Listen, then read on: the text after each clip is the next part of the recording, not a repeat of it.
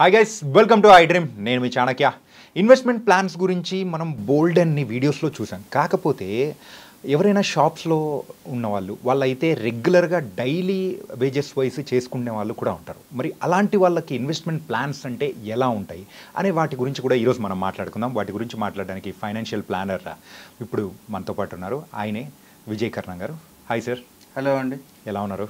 Doing good అండి. Thanks for this opportunity అండి. Yeah, and ప్రీవియస్గా మనం చేసిన వీడియోస్కి కూడా మంచి రెస్పాన్స్ అనేది కూడా వచ్చింది. అండ్ ఇంకా ఏంటంటే కొంతమంది పర్సనల్గా కూడా నన్ను కూడా అడుగుతున్నారు అనమాట.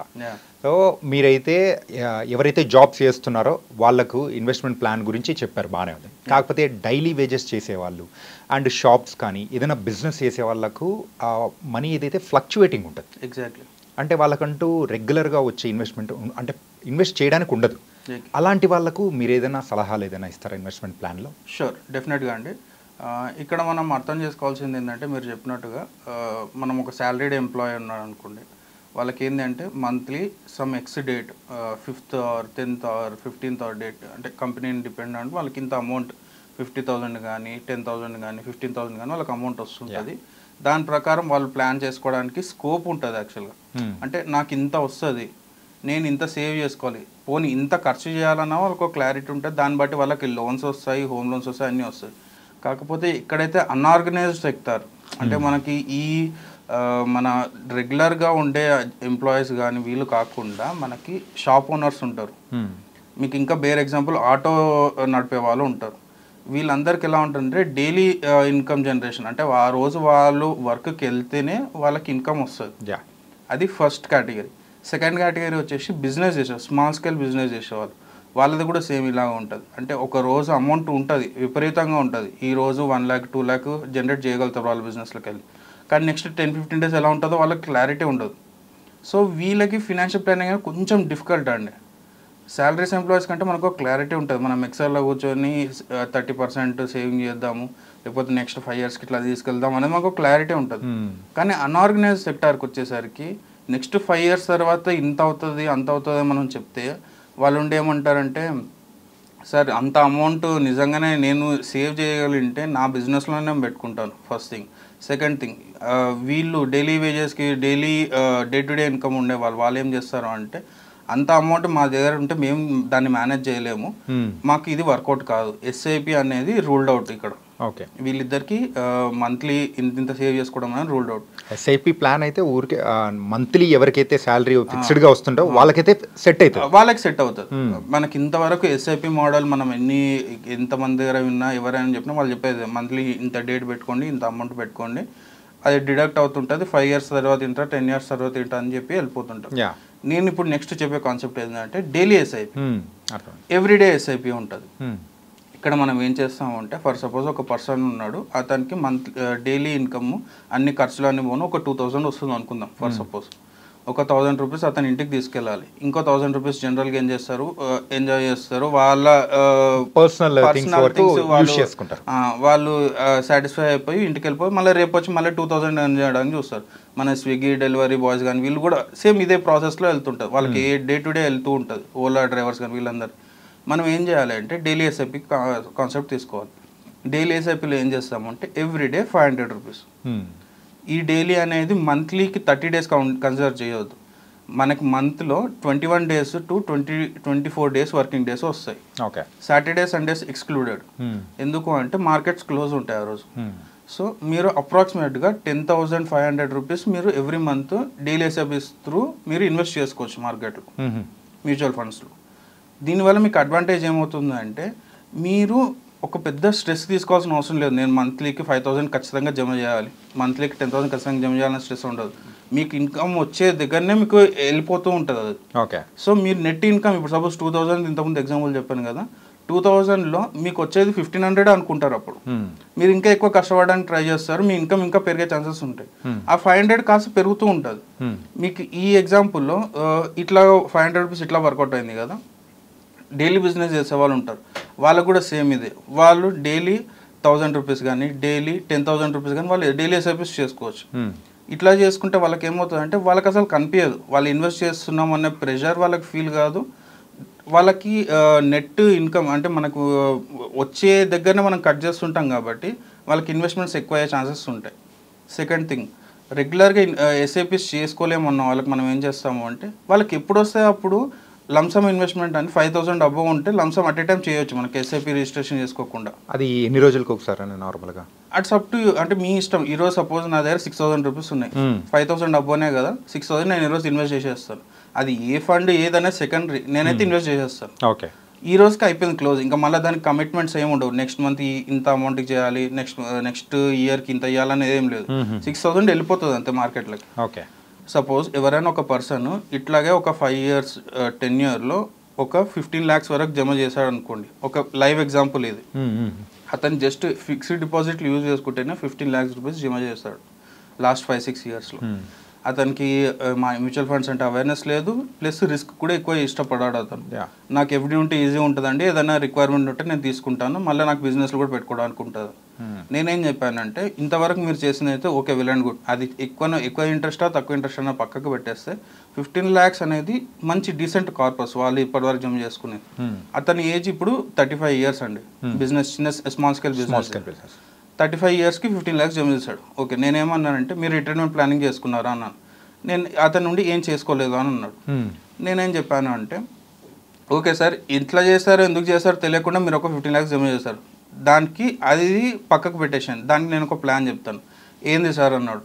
నేనేం చెప్పాను, 15 lakhs మీరు కంప్లీట్ మ్యూచువల్ ఫండ్స్లో పెట్టేసేయండి. ఇంతవరకు మీరు ఇది లేదు అనుకున్నట్లే మీరు ఎట్లాగైతే ఉన్నారో ఇప్పుడు కూడా ఇది లేదు అనుకోండి. 15 lakhs మీరు 15 years వరకు వదిలిపెట్టేసాను. దీన్ని గెస్ చేయగలుగుతారా ఎంత అమౌంట్ జనరేట్ చేయగలుగుతాడు అతను? అప్రాక్సిమేట్లీ ఒక 20-25. ఓకే, ఇది పవర్ ఆఫ్ కాంపౌండింగ్. 15 yearsలో మిరాకిల్స్ చేస్తాయి. ఈ 15 lakhs అతనికి 1 year అవుతుందండి. 1 year అవుతుంది ఈ 15 yearsలో. ఈ 15 yearsలో. Okay okay. ఎందుకు అవుతుందంటే మనం ఎప్పుడైతే ఇన్వెస్ట్మెంట్ దీనిలో చేస్తామో మ్యూచువల్ ఫండ్స్లో కానీ ఏదైనా సరే కాంపౌండింగ్ అయ్యే దగ్గర 15% CAGR వర్కౌట్ అయ్యింది అనుకోండి, ఫస్ట్ అమౌంట్ డబుల్ కావడానికి 5 years పడుతుంది. ఓకే, ఫస్ట్ 5 yearsలో 15 lakhs కాస్త 30 lakhs అవుతుంది. నెక్స్ట్ 5 years ఉంటుంది కదా, 5 years నుంచి 10 years అక్కడ 4 times అవుతుంది. సేమ్ 15 lakhs మీకు అక్కడ ఇంటూ 4 వేసుకోవాలి. అదే 15 yearsకి వేసుకుంటే మీకు 8 times పెరుగుతుంది. ఓకే, టు బి ప్రిసైజ్ అది 1.2 CR అవుతుంది 15 years ఇలా. 15 yearsకి. సో రెగ్యులర్గా లేకుండా ఉన్నప్పుడు మనం ఇన్వెస్ట్ చేసుకుంటూ వెళ్తే అలా వెళ్ళిపోయారంటే ఇట్ విల్ బి మిరాకిల్. నేను అన్నాను ఈ రోజు వరకు మీరు రిటైర్మెంట్ ప్లానింగ్ చేసుకోలేదు, రిటైర్మెంట్ ప్లానింగ్ చేసుకోకపోవడం వల్ల మీకు డిసడ్వాంటేజ్ ఏందని నేను మళ్ళీ చెప్తాను. కాకపోతే ఈ అమౌంట్ మీది లేదనుకున్నారు కాబట్టి దీన్ని ఇట్లానే వదిలిపెట్టేసేయండి.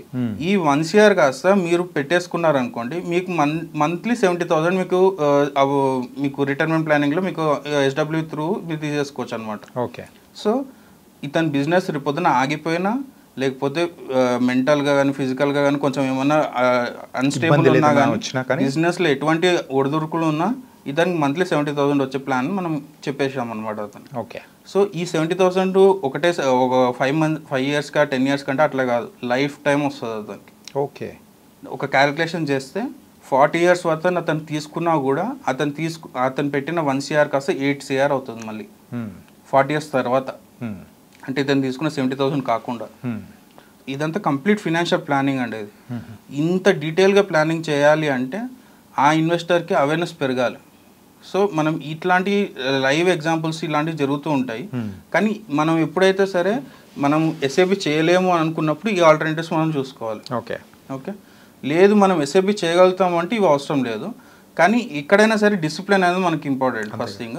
సెకండ్ థింగ్, అది పెరుగుతున్నప్పుడు కూడా మనం దాన్ని చూస్తూ వదిలిపెట్టేసేయాలి.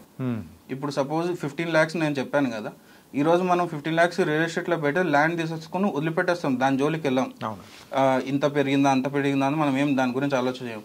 కానీ మ్యూచువల్ ఫండ్స్ మనకేమవుతుంది, మనకి అప్లికేషన్లో కనిపిస్తుంటుంది, అరే ఇది 20 lakhs అయింది, 30 lakhs అయింది, 50 lakhs అయింది.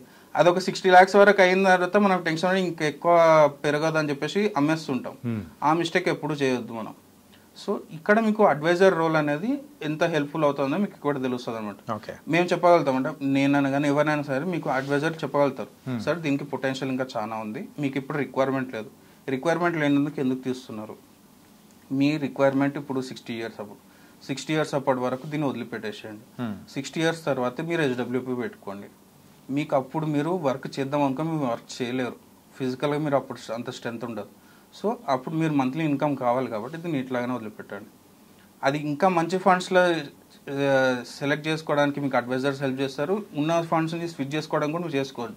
కానీ అమౌంట్ విత్డ్రాల్ చేసుకోకుండా 15 ఇయర్స్ వరకు ఉండగలిగితే డెఫినెట్గా మీరు మంత్లీ ఇన్కమ్ జనరేట్ చేసుకోవచ్చు. SIP ఒకటే కాదు, దానికి ఆల్టర్నేటివ్స్ కూడా చాలా ఉన్నాయి. అండ్ మీరు చెప్పిన ప్లానింగ్ అయితే అంతా చాలా బాగుంది సార్. ఏంటంటే అది డైలీ SIP కాకోకుండా, అంటే డైలీ SIP అనేది it was a very good thing. కానీ ఏమవుతుందంటే మధ్యలో ఏదైనా ఇబ్బంది వచ్చి మరి ఆ అమౌంట్ని తీసుకోవాలన్నట్టు అనిపించింది అనుకోండి, ఇస్ ఇట్ పాసిబుల్? యా, మనం అందరూ ఏమనుకుంటారంటే SIPస్ని ఇన్సూరెన్స్ పాలసీలు కానీ యూలిప్స్కి కానీ ఇంటర్లింక్ చేస్తుంటారు. ఒకసారి కడితే అట్ట వెళ్ళిపోతాయి, ఇంకా మళ్ళీ మనకు రావు. లేదు, లాక్ ఇన్ పీరియడ్స్ ఉంటాయి, 5 ఇయర్స్ వరకు 10 ఇయర్స్ వరకు మనం అమౌంట్ తీసుకోవడానికి రాదు అని అనుకుంటారు. SIP mutual funds is different, ULIPs are different, insurance policies కూడా డిఫరెంట్. ఓకే. SIPలో ఎలా ఉంటుంది అంటే మీరు ఓపెన్ మ్యూచువల్ ఫండ్స్, నేను చెప్పే క్లోజ్డ్ మ్యూచువల్ ఫండ్స్ కాదు, open mutual funds. Open mutual ఫండ్స్లో ఎలా ఉంటుంది అంటే వన్స్ మీరు అమౌంట్ పెట్టిన తర్వాత ఇన్ కేస్ మీకు రిక్వైర్మెంట్ ఉంటే పార్షల్ విత్డ్రాల్ చేసుకోవచ్చు, ఫుల్గా కూడా రిడీమ్ చేసుకోవచ్చు. విత్ ఇన్ 2 days మీ అకౌంట్లోకి అమౌంట్ వస్తుంది. అది ఎంత ఎక్కువ వస్తుందా తక్కువ వస్తుందా అనేది సెకండ్ థింగ్. అది మార్కెట్ ఫ్లక్చుయేషన్ బట్టి ఉంటుంది. ఒక క్లయింట్ 1 lakh ఇన్వెస్ట్ చేశాడు, మార్కెట్ కొంచెం డౌన్ ఉంది, అది కాస్త 90,000 అయింది, కానీ అతనికి ఎమర్జెన్సీలో అమౌంట్ కావాలి. లేదు అంటే అతను లోన్ తీసుకుంటాడు. లోన్ తీసుకుని ఇంట్రెస్ట్ కట్టే బదులు దీంట్లోకి వెళ్ళి సగం తీసుకోవచ్చు కదా అతను. సో ఈ లిక్విడిటీ అనేది చాలా ఉంటుంది మనకు మ్యూచువల్ ఫండ్స్. అదే మీరు నేను ఇంతకుముందు చెప్పిన ఎగ్జాంపుల్ 15 lakhsలో అతను ప్లాట్లో తీసుకొని ప్లాట్ పెట్టాడు అనుకోండి, సగం ప్లాట్ అమ్మలేడు కదా అతను, అమ్మలేడు. కానీ 50 lakhs కాస్త 60 lakhs 70 lakhs అయినప్పుడు ఎమర్జెన్సీలో ఒక 10 lakhs అయినా విత్డ్రాల్ చేసుకోవడానికి అతను ఛాన్స్ ఉంటుంది. అట్లా ఈ డిఫరెన్సెస్ అనేవి ఉంటాయి. ఎందుకంటే మెయిన్గా అయితే మ్యూచువల్ ఫండ్స్ కానీ ఇట్లా ఇన్వెస్ట్ చేస్తూ ఉన్నప్పుడు SIP మోడల్స్ మీద చాలా మందికి ఉన్న డౌట్స్ ఇదే అనమాట. అరే మధ్యలో బ్లాక్ అయిపోయింది అంటే అది వస్తుందా రాదా, అంటే ఇన్ని రోజులు లాకింగ్ పీరియడ్ ఉంటుంది కదా అన్న ఉద్దేశంతోనే నేను ఈ క్వశ్చన్ అడిగారు. అండ్ దానికి మీరు చక్కటి సమాధానం కూడా చెప్పారు. Thank you. అండ్ మీకు ఇంకా ఫ్యూచర్ కూడా చెప్తానండి దీంట్లో. ఇప్పుడు సపోజ్ విత్డ్రాల్ చేయొద్దు అనుకున్నాం అనుకోండి, ఇప్పుడు ఒక క్లయింట్ ఉన్నారు, తనకి ఒక పెద్ద కార్పొరేట్ ఉంది ఆల్రెడీ మ్యూచువల్ ఫండ్స్లో. అతను ఏమంటుందంటే నేను దీన్ని డిస్టర్బ్ చేయను సార్, నాకు మంత్లీ ఇన్కమ్ ఉంది, అంతా ఓకే ఉంది, కానీ నేను డిస్టర్బ్ చేయను, నాకు ఒక రిక్వైర్మెంట్ ఉంది, ఒక 1-2 years వరకే. ఆ 1-2 years తర్వాత నేను మళ్ళీ అమౌంట్ మళ్ళీ నేను రిపే చేయగలుగుతాను. అప్పుడు మనకి లోన్స్ అగైన్స్ సెక్యూరిటీస్ అని ఉంటుంది, LAS అని ఉంటుంది. అంటే మ్యూచువల్ ఫండ్స్ యాజ్ ఎ షూరిటీగా పెట్టుకొని మీకు లోన్స్ కూడా ఇస్తారు. సో మీ పర్సనల్ లోన్ కంటే రేట్ ఆఫ్ ఇంట్రెస్ట్ తక్కువ ఉంటుంది దీంట్లో. అప్రాక్సిమేట్లీ ఎంత డిఫరెన్స్ ఉండే అవకాశాలు ఉంటాయి? 2-3% డిఫరెన్స్ ఉంటుంది. 2-3%. ఇప్పుడు పర్సనల్ గుడ్. ఇప్పుడు పర్సనల్ లోన్ కొంతమందికి 12% వెళ్తుంది, 13%, 14% కూడా వెళ్తుంది. I mean loans against securities 9%, 10%, 11% వరకు కూడా వచ్చేస్తారు. Depends on your CIBIL score first thing. Second thing కానీ డెఫినెట్ గా ఈ డిఫరెన్స్ అయితే ఉంటుంది. 2-3% మాత్రం మీరు సేవ్ చేసుకోగలుగుతారు. ఓకే, ఇది ఇంకొక ఫ్యూచర్ అనమాట. It was a good thing sir. ఏంటంటే ఇది మాకు తెలియదు అనమాట. ఏంటంటే ఆ మ్యూచువల్ ఫండ్స్ మీద కూడా ఉన్న దాని మీద లోన్స్ అనేది ఇస్తారనేది కూడా తెలీదు, కానీ అది చాలా చక్కగా వివరించారు. So thank you so much sir. Thank you అండి. సో గైస్, ఎవరైతే మరి డైలీ వేజెస్ వచ్చే వాళ్ళు కానీ షాప్స్ కానీ చిన్న చిన్న బిజినెస్ ఏదైనా ఉన్నారో వాళ్ళందరూ కూడా ఇలాంటి ఇన్వెస్ట్మెంట్ ప్లాన్ మీరు ట్రై చేశారంటే మాత్రం, సో ఒక 15 lakhsతో మీరు అనుకున్నారంటే అది 15 yearsలోనే సుమారు 1.2 crores వరకు కూడా వెళ్తుందని చెప్పేసి విజయకర్ణ గారు చాలా చక్కగా వివరించారు. మరో ఇంటర్వ్యూతో మళ్ళీ కలుద్దాం. అంతవరకు take care. This is your Chanakya.